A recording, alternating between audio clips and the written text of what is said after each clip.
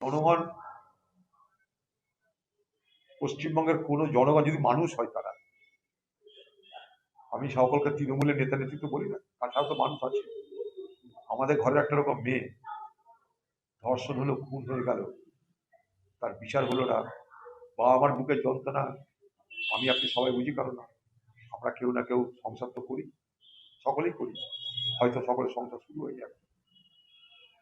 তাই অভয়ের বিচার সবাই চায়, কিন্তু সেই বিচার মানে নির্বাচনে দাঁড়িয়ে কোনো পার্টির পক্ষে কোনো পার্টির বিপক্ষে এটা কতটা ফলপ্রদ হবে আমার জানা নাই।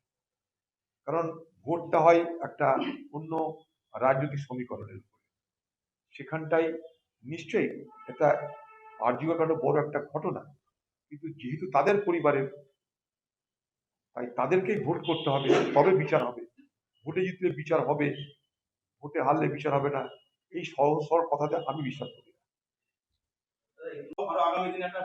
দেখুন, ব্যাপারে এতদিন রাবড়ি খেয়েছে, অর্থ রাবড়ি ভাণ্ড যদি কেউ কেড়ে নেয় তো বিরক্ত তো হবে। মারামারি যদি আমাদের কাছেও খবর আসছে এরকম,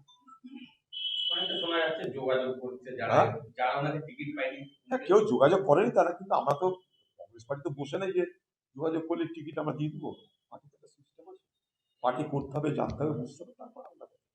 কিন্তু তৃণমূল টিকিট দিল না, তার জন্য কংগ্রেসের টিকিট দিয়ে দিই, এটা তো ভাবার কোনো কারণ নেই না। কংগ্রেস এখনো কত তো দুর্বল হয়ে যায়নি, আর সেই জায়গায় যায়নি কংগ্রেস।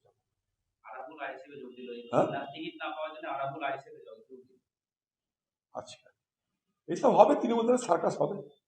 তৃণমূল দলের তো একটা গ্যাং, ওটা একটা মেয়েদের ধরে খাবার গ্যাং, সেখানে কেউ ভাগ পাচ্ছে, কেউ ভাগ পাচ্ছে না, তাই হচ্ছে এগুলো। আর তৃণমূল নেত্রী আইপ্যাকের নির্দেশ মতো পরিবর্তন করছে, দেখাচ্ছে দেখো আমি সত্যি, কিন্তু এতদিন ধরে যা চুরি করেছে তাদেরকে আমি জেনে শুনেও খাতির করেছিলাম, আজ আমি আর খাতির করছি না, কারণ ভোট চলে এসেছে।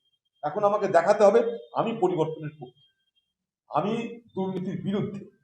যদি দুর্নীতির কারণে যদি টিকিট না পেতে হয়, তাহলে সব থেকে আগে মমতা ব্যানার্জির টিকিট পাওয়া উচিত।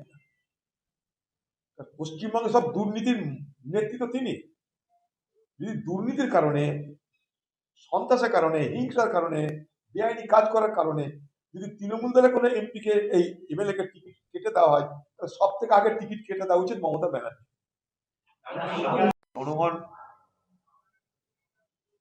পশ্চিমবঙ্গের কোনো জনগণ যদি মানুষ হয় তারা, আমি সকলকে তৃণমূলের নেতা নেতৃত্ব বলি না, তাছাড়াও তো মানুষ আছে। আমাদের ঘরের একটা রকম মেয়ে ধর্ষণ হলো, খুন হয়ে গেল, তার বিচার হলো না, বা আমার বুকের যন্ত্রণা আমি আপনি সবাই বুঝি, কারণ আমরা কেউ না কেউ সংসার তো করি, সকলেই করি, হয়তো সকলের সংসার শুরু হয়ে যাবে। তাই অভয়ের বিচার সবাই চায়, কিন্তু সেই বিচার মানে নির্বাচনে দাঁড়িয়ে কোনো পার্টির পক্ষে কোনো পার্টির বিপক্ষে এটা কতটা ফলপ্রদ হবে আমার জানা নাই। কারণ ভোটটা হয় একটা অন্য রাজনৈতিক সমীকরণের উপরে, সেখানটাই নিশ্চয়ই একটা আর্যিকর কারণে বড় একটা ঘটনা, কিন্তু যেহেতু তাদের পরিবারের, তাই তাদেরকেই ভোট করতে হবে, তবে বিচার হবে। ভোটে জিতলে বিচার হবে, ভোটে হারলে বিচার হবে না, এই সহজ সরল কথাতে আমি বিশ্বাস করি।